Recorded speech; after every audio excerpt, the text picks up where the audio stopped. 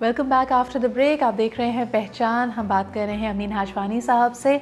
Like all our other guest he is also a very busy person. तो एक सवाल जो हमारे जहन में आता है कि अक्सर जो हमारे अचीवर्स होते हैं उनका दिन, घंटा, साल, हर चीज़ नपा तुला होता है। You try to put in as much work into your days and minutes as you can because it's about productivity। कितना आप काम कर सकते हैं, कितने रिजल्ट्स आपको पाने हैं। कभी कभी आपको लगता है कि जब दिन इतने बिजी नहीं होंगे या whatever is the age or the time you've decided to retire, फिर क्या करेंगे? Will you miss all this buzz and chaos? देखिए, फर्स्ट ऑफ ऑल जब मैं काम करता हूँ, lot of my majority of my time is for social work. Business quite frankly चलते रहता है and after a certain point वो ज़ीरोज़ इन द बैंक होते हैं। आपकी ज़िंदगी तब्दील नहीं होती। अगर आपका एक्स पैसे अगर आपके पास ज़्यादा आ जाएं, ना आपके दोस्त चेंज होंगे, ना आपकी गाड़ी चेंज होगी, ना आपका दफ्तर चेंज होगा, ना आपका ख़ानदान चेंज होगा। आपका लाइफस्टाइल मोर लेस सेम ही रहता है। और अगर बहुत तब्दील होता है फिर आप में कुछ खामियां हैं, सीरियस खामियां हैं।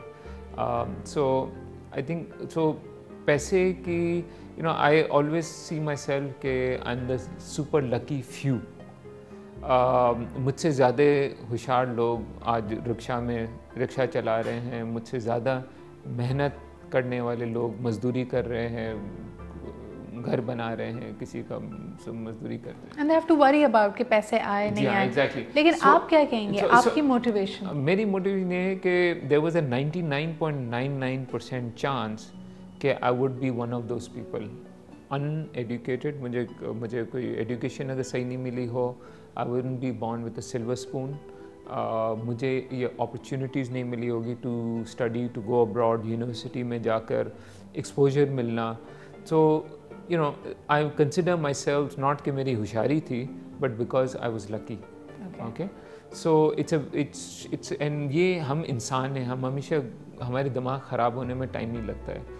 तो ये कॉन्स्टेंटली आपको एक रिमाइंड करना पड़ता है who we are. So you keep yourself grounded। Absolutely। वो कहते हैं dream with the cloud, put always have your heads in the cloud but feet on the ground। अमीन क्या कहेंगे? What about the succession plan? अक्सर लोग अपने जब वो एक्टिव ईयर्स होते हैं बहुत सारा अच्छा काम कर रहे होते हैं, लेकिन उसकी कंटिन्यूएशन बहुत इंपॉर्टेंट है, या जो आपके एंडेवर्स हैं, जो आपके एफर्ट्स हैं, उसको इंस्टीट्यूशनलाइज करना, उसके लिए क्या सोचा है आपने? You said it, institutionalize it। देखिए, अब हमेशा होता है कि फर्स्ट जनरेशन कमाती है, दूसरी जनरेशन ट्राई करती है कंसोलिडेट करने के लिए, थर्ड जनरेशन गवा देती है। और इसका मेन रीज़न ये होता है कि सर्टन वैल्यू सिस्टम्स जो हैं वो नहीं आते हैं, क्योंकि स्पेशली जो थर्ड जनरेशन है उसको पैसे मुफ्त के मिलते हैं, आराम से मिलते हैं, तो उनकी कोई वैल्यू नहीं होती है। और पैसा प्रिजर्व करना पैसे कमाने से ज़्यादा मुश्किल है। तो अगर आपकी वैल्यू सिस्टम नहीं होगी, आप में वो हंगर नहीं होगी। एम्पायर्स में भी यही होता है, बादशाह जो होती है एम्पायर्स में भी होता है कि भाई फर्स्ट एम्पायर होते हैं बैटल जंग करके अग्रेसिव। मुगल डायनेस्टीज़ आप देख लें, वो एग्रेसिव होके बड़ी मेहनत करके, और वो खुद बैटल फील्ड पे तलवार के साथ they used to go and fight, right. अक्सर लोगों से जब तारीख़ की बात की जाए तो वो कहते हैं कि कुछ ऐसे वाक़यात हैं जिसने हमें बहैसियत एक कम्युनिटी, सोसाइटी, मुल्क बहुत नुकसान पहुंचाया है। Now you can be on either side of that argument, लेकिन लोग कहते हैं ना, जैसे 9/11 से पहले एक दुनिया थी और उसके बाद एक दुनिया है, बहुत चेंजेस आए लोगों में। अगर मैं आपसे कहूँ कि तारीख़ का कोई एक वाक़या जिसमें आप समझते हैं कि सबसे ज़्यादा फॉर बेटर और फॉर वर्स हमें इम्पैक्ट किया है, तो वो कौन सा होगा? I think I mean, as a Muslim society, for me it would be 9/11, to be honest।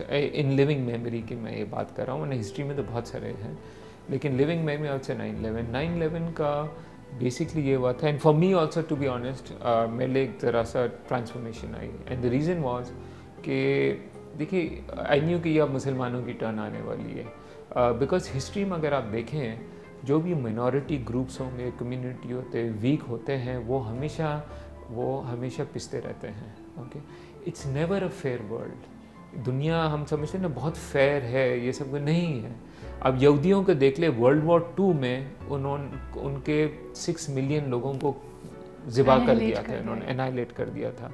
आपको पता है, ship loads of Jews were going from Europe to America. उनको उन्होंने अमेरिका में एंटर नहीं होने दिया था, उनको कहा जाएं, उन्होंने फिर finally they went to Palestine. उन लोग गए, ठीक है। और वही अमेरिका है 50 साल के बाद जो जूस कंट्रोल करते हैं, ओके ना। हम कह सकते हैं ये बहुत ख़राब है, उन्होंने सारा कंट्रोल करते, लेकिन उन्होंने कंट्रोल कैसे किया? उन्होंने मेहनत की, उन्होंने पैसे लगाए, उन्होंने यूनिटी की, उन्होंने कसिनों में, अयाशियों में उन्होंने पैसे नहीं उड़ाए, उन्होंने अपनी अक्ल से पैसे बनाए और एज अ ग्रुप मिलकर यूनिटी करते, एक दूसरे की टांग कभी भी यहूदी कभी किसी का नहीं खींचेगा। तो I am saying we need to learn from them. Women's right movement अगर आप देख लें, व्हाट हैपन, विमेन को था स्विट्ज़रलैंड में अभी तक टिल 71 तक, 1971 तक आप वो वोट नहीं कर सकती थी। America beginning of the last century तक वो वोट नहीं कर सकती थी, right. They didn't have, how did they do it? उन्होंने बम फाड़ के या गन से तो नहीं किया ना, they did it through peaceful movement. Blacks थे, वो बस में साथ नहीं बैठ सकते थे। Remember Rosa Park, right, Martin Luther King, civil rights movement happen, non violence movement happened. South Africa, you look at, apartheid was there. What happened? Nelson Mandela, उसने भी कोई बंदूक तो नहीं उठाई ना। But how did you think 9/11 ने हमें कैसे impact किया? 9/11 से ये हुआ कि देखिए वो कहते हैं little pain is good for the soul, ठीक। ये एक चैलेंज है टू द मुस्लिम वर्ल्ड कि ये एक वर्ल्ड का रिएक्शन आया है। हम वी आर डिवाइडेड, हम वीक हैं and we are poor and हमारे यानी इस्लाम के बारे में लोग कमेंट करते हैं, हमारी सोसाइटी के बारे में लोग कमेंट करते हैं। You know, if you look at Palestine में होता है, मिडल ईस्ट में बहुत सारी अनफेयर चीज़ें हो रही है, इराक में इन्वेजन हुई है, अफ़गानिस्तान में हमारी सिचुएशन चल रही है। इसको आप बम और गोलियों के ज़ोर पे आप नहीं जीत सकते हैं और ये सही तरीका भी नहीं है। आपको अपनी अक्ल इस्तेमाल करनी है। देखिए एक सर्टन रूल बना हुआ है globally, rules of the game है, वो रूल्स को आप समझें और उसी रूल्स के तहत आप जाकर आप अपना पोजीशन को आप स्ट्रॉन्ग करें। इसी तरह ब्लैक्स ने किया था, जूस ने किया था, वुमेन्स राइट मूवमेंट हुई थी, लेबर मूवमेंट्स हुई थी, साउथ अफ्रीका में हुआ था, इसी तरह हुआ था।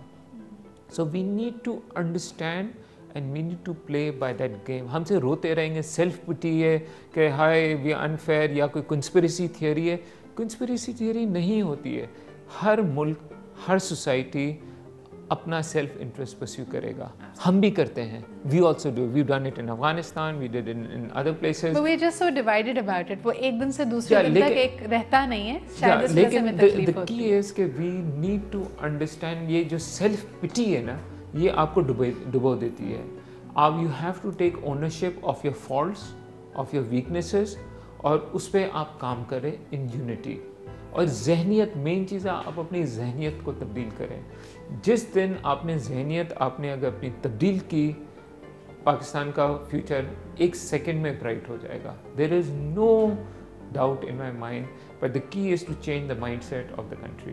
I think that was the key message of this conversation today कि हमें सबसे ज़्यादा ज़रूरत है अपने mindset को change करने की, क्योंकि आपको हर तरफ से information मिल रही है। टेलीविज़न आपको कुछ दिखा रहा है, अखबारात आपको कुछ दिखा रहे हैं, लोग सनसनी फैला रहे हैं ये कह के कि जी पूरी दुनिया साजिश कर रही है आपके ख़िलाफ़। लेकिन अगर आप determined हैं and you're persistent about reaching out for your dreams, then nothing is impossible. Thank you so much for once again refreshing that objective in our mind.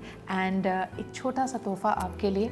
Life is a box of chocolates, so we thought we'll bring you one too. Okay, thank you very much. और इसी के साथ हमारा आज का programme अपने अख्ताम को पहुंचता है। आपकी कमेंट्स और फीडबैक का मुझे इंतज़ार रहेगा। हमेशा की तरह आप मुझे लिख सकते हैं on the email address that's right before you, या फिर on the Facebook page of पहचान। इसी के साथ मुझे यानी सिद्रा को इजाज़त दीजिए। I will see you next week. अल्लाह हाफ़िज़।